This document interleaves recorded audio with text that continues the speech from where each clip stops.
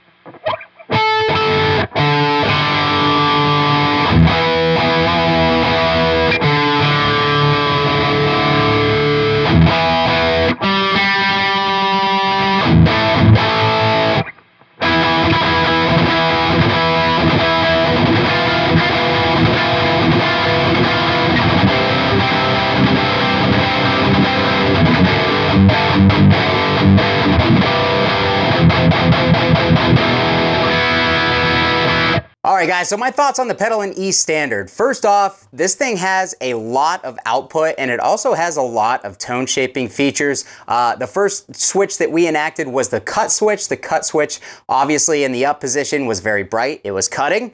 You flip it down and it was a little poopy. It was a little bit darker, very much more rolled off and not as tight sounding. It had actually a big effect on the tone overall. So if you want brighter, tighter, more cutting in the up position, if you want it a little doomier, a little stonerier, put it in the down position. Moving up to the treble control, obviously that controls the treble. It seemed to be in a lower treble frequency though, and it kind of seemed to affect the upper mids and kind of the squawkiness of the pedal. So I kind of like that dialed back a little bit. My dogs are coming down here to help with the review. So if you guys see that, there they are. But anyways, yeah, you could really brighten that top end up and brighten the mids up, mostly the upper mids if you wanted to, by upping that treble control. Down here to what's really interesting about the pedal is the timbre and the texture.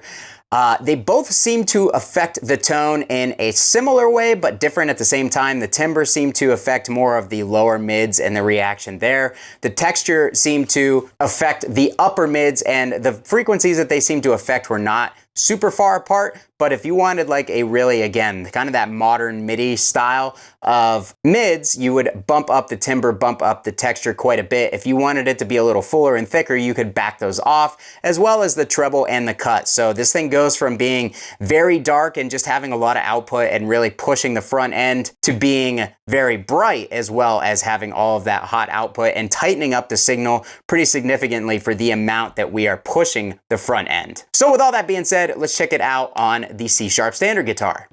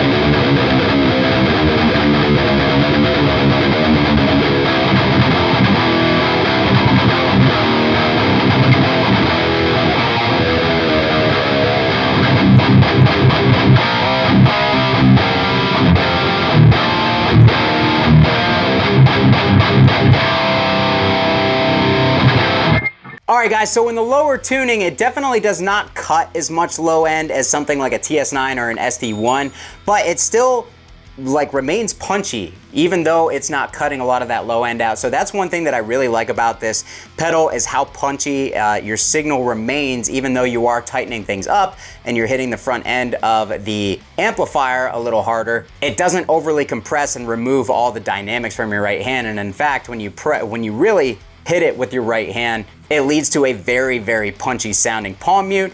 There's a lot of tone shaping, as you guys saw just from adjusting the signal on the overdrive. I was able to go from like a doom metal type tone to a very percussive and very tight drop B style. Drop B style, that's not a style. Drop B percussive style of riffing is what I was going for. The mids for me are a little bit squawky if you start turning up some of those features to kind of get it to be a little bit brighter. And overall, I prefer the drive for the standard tuning when you can get away with more low end in your signal. But even for the drop tuning, I definitely didn't think it was bad. It definitely creates a unique sound regardless. So if you guys want to pick this up, again, I'll link below to Pedali or Pedali. I'm not sure how to pronounce it, but again, this has been the Westminster Effects Armistice. $40 of the sale of this pedal goes to Guitars4Vets again. So if you guys want to help out an awesome foundation, helping out veterans with PTSD, and also get yourself a really nice and really unique overdrive at the same time, hit that link down below. That's not an affiliate. I don't earn anything off of that, but I do think it's a great pedal and I do think it helps a great cause. So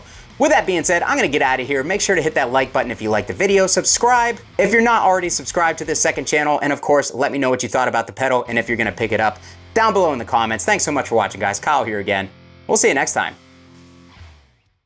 Congratulations, you have just suffered through another belligerent amateur video. If you like what's going on here, make sure to subscribe to my main channel, which will be linked down below. And if you want to help the channel out, consider getting something from one of those affiliate links from Sweetwater or Zounds, or joining my Patreon community. Make sure to hit that dirty old like button on the way out and leave me a comment telling me how much you hate my stupid face. Bye!